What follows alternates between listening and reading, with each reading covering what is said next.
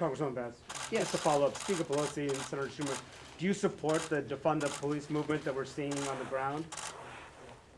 I think the Congresswoman answered your question very clearly. The fact is that we do have a great deal of legislation coming down the pike that addresses some of the concerns of our communities across the country. One of them that I wish the Senate would pass right away is the HEROES Act. In the HEROES Act, we support community, state and local governments.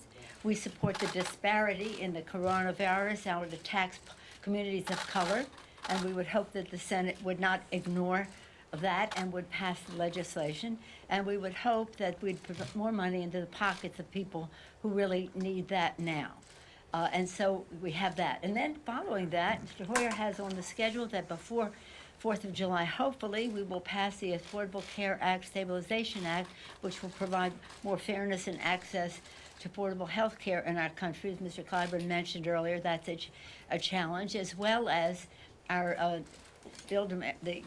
infrastructure legislation that will build America in a green way, providing jobs. That's what we said when we ran in 2012. We were going to, for the people, lower the cost of health care by lowering the cost of prescription drugs and keeping the pre-existing condition benefit. We were going to lower health care costs, bigger paychecks by building infrastructure in a green way, and third, cleaner government with Mr. Lewis's provisions in there that are about voter suppression, ending voter suppression, and the rest.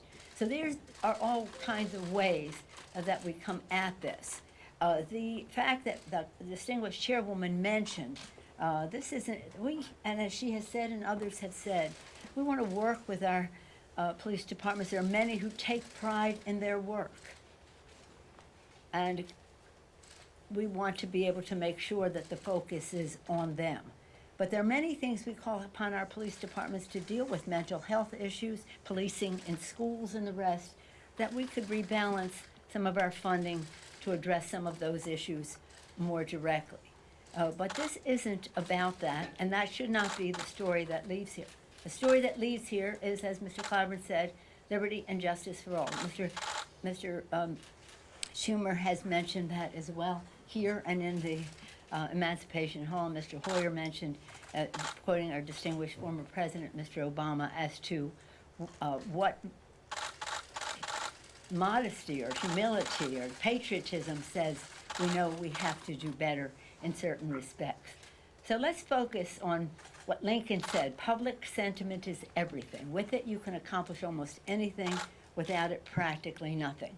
The public sentiment could not be clearer.